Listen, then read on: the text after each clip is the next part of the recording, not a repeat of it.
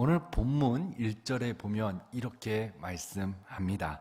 어리석은 자는 그의 마음에 이르기를 하나님이 없다 하는도다. 그들은 부패하고 그 행실이 가증하니 선을 행하는 자가 없도다 라고 말씀합니다. 그렇다면 여기에 어리석은 자라는 단어가 등장하고 있는데 어리석은 자란 어떤 자를 가리키고 있는 말일까요? 지능이 낮은 자, 지혜가 부족한 사람을 가리키는 것일까요? 아닙니다. 시인이 말하는 어리석은 자는 하나님이 없다고 떠들어대는 자를 의미하고 있음을 우리는 알 수 있습니다. 그렇다면 구체적으로 하나님이 없다는 말은 무슨 말일까요? 보통 신이 없다라고 말하는 경우 어떤 경우에 해당이 되는가 하면 민주화 운동 가운데 수많은 사람들이 고문을 당하고 또한 목숨을 잃을 때, 또한 2014년 4월 세월호 희생자들이 발생했을 때, 또한 2022년 10월 이태원에서 많은 희생자들이 생겼을 때, 그리고 오늘이 4월 3일인데 제주도에서 1948년 4월 3일 4.3 사건이 일어났죠. 그때 얼마나 많은 사람들이 목숨을 잃었습니까? 그리고 지금도 여전히 많은 곳에서, 세계 곳곳에서 전쟁이 벌어지고 있고 그 전쟁으로 인하여 무고한 희생자들이 발생하고 있는 것이 현재의 상황입니다. 이러한 상황에서 신은 어디에서 무엇을 하고 계실까? 라며 신이 존재하기는 하는가? 아니, 신이 없는 것만 같다라고 말하는 사람들이 있습니다. 그렇다면 오늘 시인은 그런 고통 가운데 신이 없다라고 말하는 사람들을 어리석은 사람이다라고 말하는 것일까요? 그렇지 않습니다. 4절에 보면 우리말 성경에 이렇게 표현되어져 있는 것을 볼 수 있습니다. 다 함께 읽겠습니다. 시작. 악을 행하는 사람들아 무식해서 그러느냐? 그들이 내 백성을 떡 먹듯 삼키고 나 여호와를 부르지도 않는구나.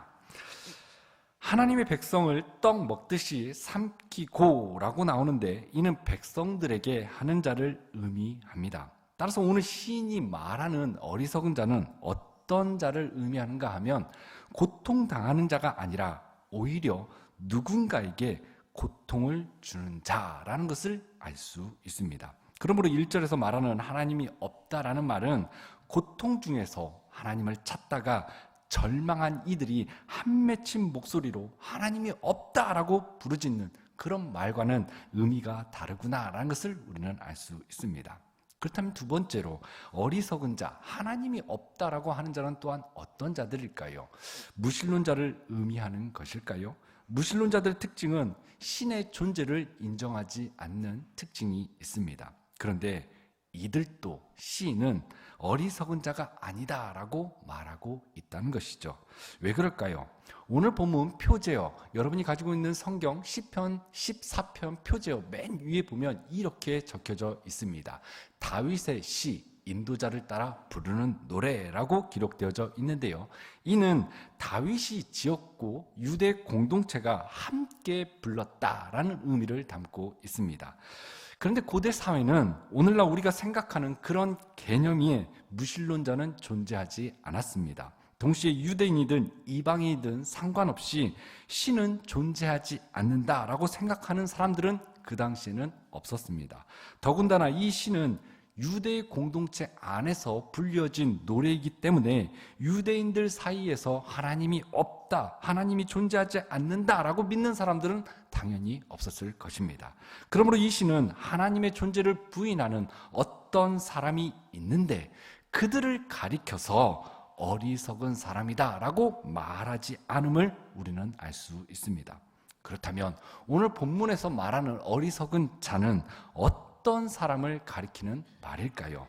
결론부터 말씀드리면 하나님을 믿는다고 하면서도 하나님이 없는 것처럼 사는 사람, 다시 한번 말씀드리겠습니다.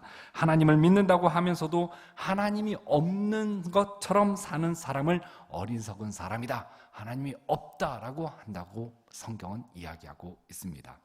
이는 곧 하나님을 믿는다고 하면서 예배도 드리고 종교생활도 하고 헌금도 하고 봉사활동도 열심히 하지만 그들의 생각에, 그들의 마음에, 그들이 하는 모든 행동 가운데 하나님이 없다 없다라고 말하는 그들의 그 삶을 살고 있는 사람, 즉 하나님의 존재를 인정하고 믿기는 하지만 실천적으로는 하나님의 존재를 부정하듯이 살아가는 사람들, 하나님이 없다라고 그들을 향하여 무엇이라고 말하냐면 실천적 무신론자들이라고 말할 수 있습니다.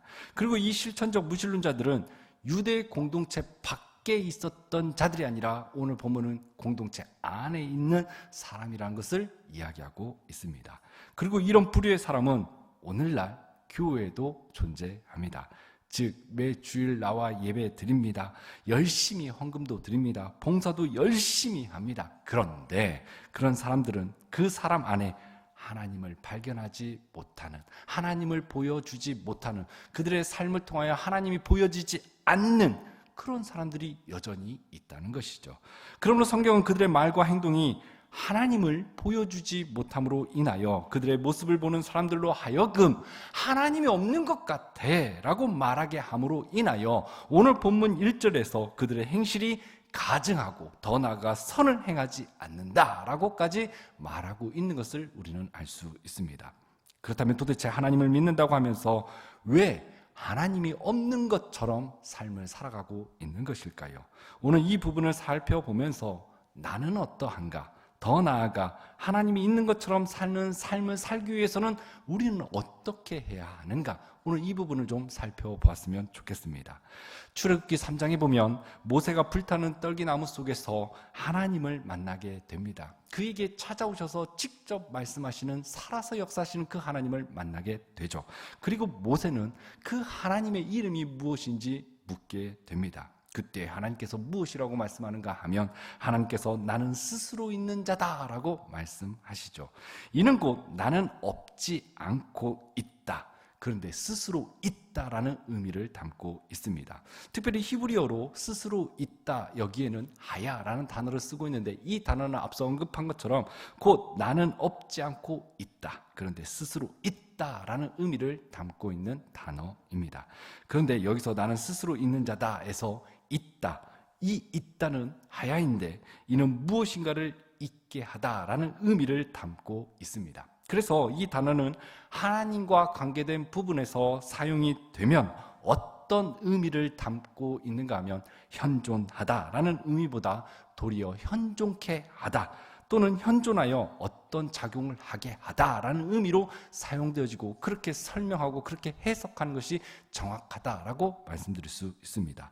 따라서 하나님이 있다라는 말은 단순하게 하나님이 있다라는 그 말을 뛰어넘어 하나님이 그들의 하나님이 되셔서 하나님으로서 열심과 열정을 다하여 하나님의 하나님 되시기 위하여 일하신다라는 의미가 있음을 우리는 기억할 필요가 있습니다. 그렇다면 반대로 하나님이 없다라는 것은 어떤 의미일까요? 하나님이 그들의 하나님이 되지 않는다라는 말이며 동시에 하나님이 하나님으로서 하나님이 하셔야 할 일을 하지 않는다, 하지 못한다라는 의미로 우리는 해석할 수 있습니다. 특히 오늘 본문에서 말하는 어리석은 자들은 하나님을 믿는다고 하면서도 추악한 삶을 살았고 선을 행하지 아니하였다라고 말씀합니다. 그들은 하나님을 믿는다고 하면서도 하나님을 두려워하지 않았던 것이죠. 그렇다면 그 이유가 무엇일까요? 바로 하나님이 그들의 하나님이 아니었기 때문입니다. 즉 하나님이 하나님으로서 그들 곁에서 역사하지 아니하시고 그들을 심판하지 않는다라고 그들은 생각했던 것이죠. 그래서 그들은 악을 저질러도 공의를 세우시고 심판하시는 하나님이 없다고 여기며 믿었고 생각했기 때문에 그들은 가난한 자들을 향하여 외면했고 도리어 그들을 괴롭히는 일들을 자행했으며 그러한 일들 가운데 양심에 꺼리낌 없이 자연스럽게 그들은 행동했다라고 성경은 말씀하고 있습니다. 그러니 말로는 하나님을 믿는다고 하지만 그들의 행실은, 삶은 하나님이 없는 것처럼 행동했기 때문에 그들의 모습은 하나님이 없는 것처럼 당연히 여겨질 수밖에 없었죠. 우리는 흔히 교회 밖의 사람들을 무엇이라고 이야기하는가 하면 어리석은 사람이다 라고 말할 때가 종종 있습니다. 그렇다면 우리 안에는 하나님이 있으신가요? 우리 안에는, 우리 공동체 안에는 하나님이 계십니까? 혹 늘 하나님이 살아계신다고 믿고 예배 드리지만 우리의 말과 우리의 행동은 일하시는 하나님, 개입하셔서 열심과 열정을 다하여 하나님이 하나님 되심을 드러내시는 그 하나님을 부정하면서 우리의 가정에서 혹은 우리의 일터에서 우리의 삶의 전 영역 가운데서 내 마음과 내 뜻을 주장하고 말하고 행동하며, 즉 하나님이 없는 것처럼 삶을 살아가고 있지는 않습니까? 오늘 본문은 계속해서 없다라는 단어와 있다라는 단어가 반복되어져 사용되어지는 것을 볼 수 있습니다. 특별히 1절에 보면 이렇게 말씀하죠. 어리석은 자는 그의 마음에 이르기를 하나님이 없다 하는도다. 그들은 부패하고 그 행실이 가증하니 선을 행하는 자가 없도다 라고 말씀합니다. 그리고 이어서 2절과 3절은 이렇게 말씀합니다. 2절과 3절 한번 띄워주시겠어요? 네, 다음 번 읽어보겠습니다. 시작. 여호와께서 하늘에서 인생을 굽어 살피사 지각이 있어 하나님을 찾는 자가 있는가 보려 하신즉 다 치우쳐 함께 더러운 자가 되고 선을 행하는 자가 없으니 하나도 없도다. 아멘. 무슨 말입니까? 어리석은 자들이 하나님을 없다 말하지만 정작 없는 것은 하나님이 아니라 그들의 삶에서 하나님이 없는 것처럼 말하고 행동하는 자만 있다고 성경은 이야기하고 있는 것이죠. 즉 하나님의 말씀대로 살려고 애쓰고 노력하지만 정작 삶 속에서는 행실로 드러나는 그의 모습 속에서는 하나님이 하나님 되심을 드러내는 그러한 삶, 증인의 삶이 없었다라고 이야기하고 있는 것이죠. 그런데 오늘 본문에 보면 시인은 놀랍게도 하나님은 계시다라고 말하고 있습니다. 그러면 그 하나님은 어디에 계실까요? 어디에 현존하셔서 하나님으로서 열심과 열정을 다해 일하시며 현존하셔서 하나님 되심을 드러내 보이실까요? 오늘 5절과 6절은 이렇게 말씀합니다. 다 한번 읽겠습니다. 시작. 그러나 거기서 그들은 두려워하고 두려워하였으니 하나님이 의인의 세대에 계심이로다. 너희가 가난한 자의 계획을 부끄럽게 하나 오직 여호와는 그의 피난처가 되시도다. 아멘. 여기 보면 의인이라는 단어가 등장합니다. 여기서 말하는 의인은 시편에 나오는 악인과 대조되는 하나님의 백성을 이야기하고 있는 것인데, 오늘 본문에서 이 의인은 가난한 자와 동일시하고 어리석은 자들을 악한 자들이다라고 이야기하고 있는 것을 알 수 있습니다. 그리고 5절과 6절에서 말하는 의인은 어리석은 자들에 의하여 억압과 착취를 당함으로 인하여 고통에 빠지며 더 나아가 그들로 인하여 모든 계획이 무산되어져 버려서 낙심과 좌절 가운데 놓여져 있는 자를 의미하고 있음을 우리는 알 필요가 있습니다. 특별히 6절은 악인들은 가난한 자들의 계획을 무참하게 부끄럽게 한다라고 말하는데, 이는 곧 앞서 언급한 것과 같이 어려운 가운데 뭔가 미래를 향하여 조금 더 나은 삶을 살기 위하여 부단히도 노력하고 계획을 세우지만 그 뜻을 이루지 못하도록 방해하는, 망쳐버리도록 노력하는 자들이 있었고, 그들의 삶의 희망을 놓아버리게 만드는 자들이 있었는데 그들이 누구였는가 하면 바로 악을 행하는 자들이다라고 성경은 이야기하고 있습니다. 그리고 이 말씀처럼 이 사회를 봐도요, 가난한 자들, 힘없는 자들, 약한 자들이요, 살아보려고, 좀 더 나은 미래를 살아보려고 몸부림치고 나름 계획을 세웁니다. 그런데 어떻습니까? 시스템적으로나 정책적으로 이들이 좀 더 나은 삶을 살아갈 수 있도록 도움을 주기는커녕 도리어 그들이 삶을 한 걸음 한 걸음 전진하지 못하도록 전략을 세우고 그들이 살지 못하도록 힘쓰는 자들이 있는 것이 현 시대입니다. 그러므로 인하여 많은 사람들이 희망을 갖기보다는 희망을 잃고 좌절하고 낙심 가운데 살아가는 사람들이 얼마나 많은지 모릅니다. 그런데 오늘 본문에서 하나님은 무엇이라고 말씀하는지 아십니까? 6절 하반절에 보면 계획도 세우지 못하고 세운 계획마저도 무너져 버려서 좌절하고 낙심 가운데 있는 그들을 향하여 하나님께서 무엇이라고 말씀한가 하면 그들 가운데 피난처가 되시겠다라고 말씀하고 있다는 것이죠. 그들 곁에 머무시겠다, 그들과 함께 하겠다라고 말씀합니다. 사랑하는 성도 여러분, 우리가 믿는 하나님 어떤 분이십니까? 여러분이 믿는 하나님 어떤 분이십니까?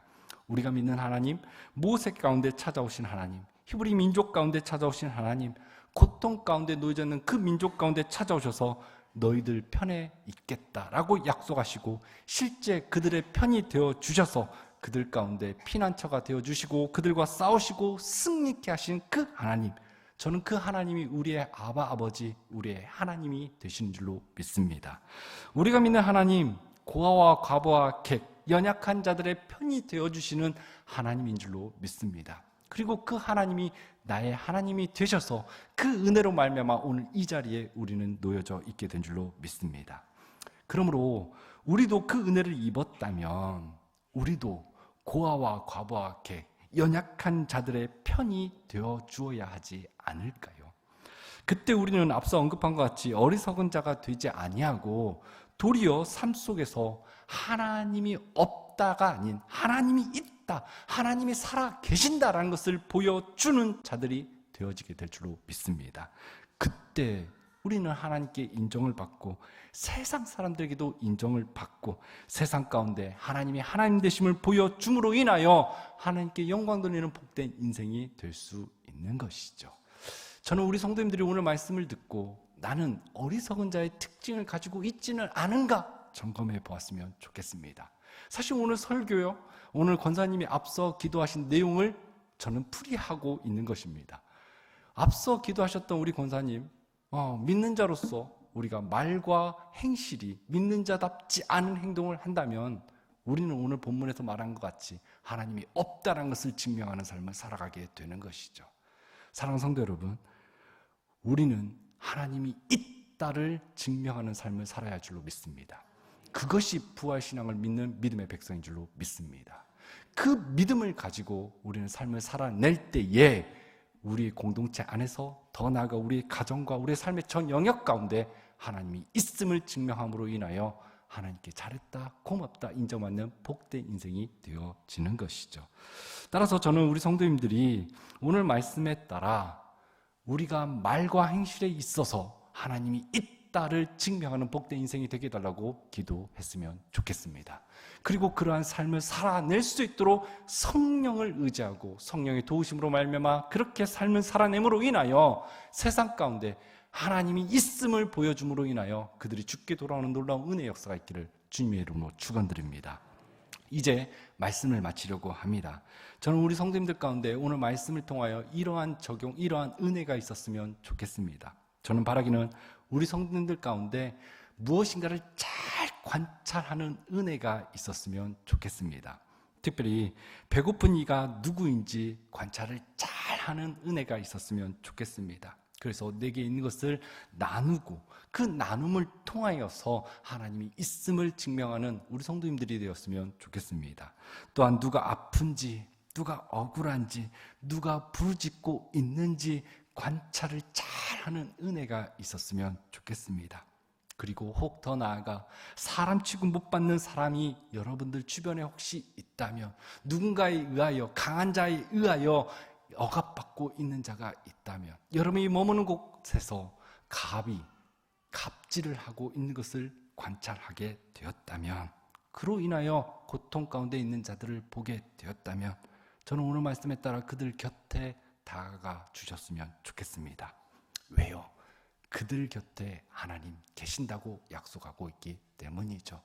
그리고 그러한 자들을 잘 관찰해서 그들 가운데 손 내밀고 그들 가운데 따뜻한 말 한마디를 증거해주는 복된 우리 성도님들이 되었으면 좋겠습니다.